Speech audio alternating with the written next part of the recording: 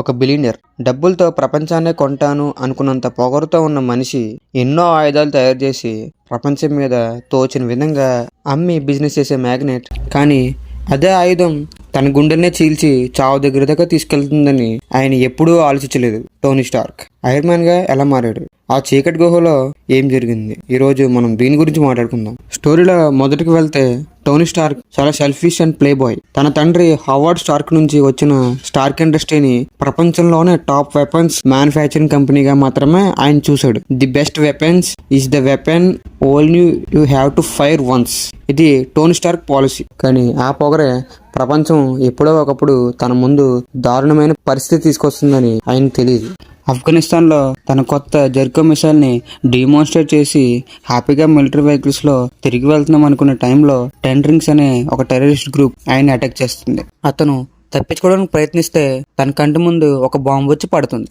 దానిపైన ఉన్న బోర్డు చూసి టోనీ షాక్ అవుతాడు. ఎందుకంటే దాని మీద రాసుంది స్టార్క్ ఇండస్ట్రీస్. తన వెపన్స్ తన మీదకే అటాక్ చేశారు. ఆ బ్లాస్ట్ వల్ల heavy bomb sharp nails Tony Stark గుండెల్లో గుచ్చుకుంటాయి. టెర్రరిస్ట్ ఆయన కిడ్నాప్ చేసి ఒక చీకటి గుహలో పాడేస్తారు. టోనీ గుండెల్లో ఉన్న స్క్రాప్ ఐరన్ ముక్కలు హార్ట్ లోకి వెళ్లకుండా అక్కడే కిడ్నాప్ అయిన మరో సైంటిస్ట్ డాక్టర్ యాన్సిన్ ఒక కారు బ్యాటరీ సహాయంతో ఎలక్ట్రోమాగ్నెట్ ని తయారు చేసి టోనీ గుండెల్లో ఫిక్స్ చేస్తాడు. ఆ బ్యాటరీ ఉన్నంత వరకు టోనీ గుండె బ్రతికే ఉంటుంది. టెర్రరిస్ట్ వాళ్ళు వచ్చి టోనీ స్టార్క్ తో మాకు జెర్కో మిసైల్ చేసివు, నువ్వు వదిలేస్తామంటారు. కానీ టోనీకి తెలుసు మిసైల్ చేసినా చేయకపోయినా వాళ్ళని తను చంపేస్తారు. ఆ టైంలోనే యాన్సిన్ టోనీ స్టార్క్ కి తను ప్రపంచానికి చేసిన నష్టాన్ని చూపిస్తాడు. టోనీ స్టార్క్ వెపన్స్ వల్ల ఎన్నో నిర్దోషుల ప్రాణాలు పోతున్నాయని గుర్తించేలా చేస్తాడు. ఇక్కడ టోనీ స్టార్క్ మనసు మారుతుంది. మిసైల్ చేస్తున్నట్టుగా నటన చేస్తూ టోనీ అండ్ యాన్సిన్ హిడెన్ గా ఒక ప్లాన్ వేస్తారు. మిసైల్ స్క్రాప్ లోనే ఉన్న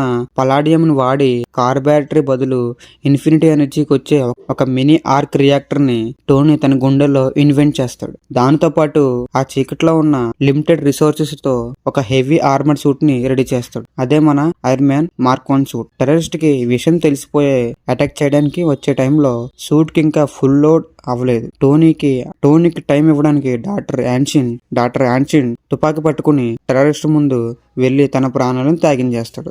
యాన్సిన్ చావు చూసి కోపంతో టోనీ స్టార్క్ మార్క్ 1 సూట్ లో రంగంలోకి దిగుతాడు. బుల్లెట్స్ ని బాడీ మీద దూసుకుంటూ ఫ్లేమ్ థ్రోవర్ తో టెర్రరిస్ట్ ని మసి చేస్తాడు. అక్కడి నుంచి తప్పించుకుంటాడు. అడ్డమైన వెపన్స్ చేసి టోనీ స్టార్క్ ప్రపంచాన్ని కాపాడే ఒక షీల్డ్ లాగా మారడానికి ఆఫ్ఘనిస్తాన్ కేవ్స్ ఇన్సిడెంటే ఒక main reason.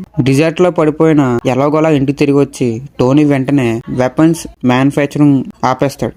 Iron Man suit ని ఇంకా అడ్వాన్స్ గా చేసి మార్క్ 3 దాకా మార్చి ప్రపంచం ముందు నుంచుని చెప్తాడు, ఐ యామ్ ఐరన్ మ్యాన్.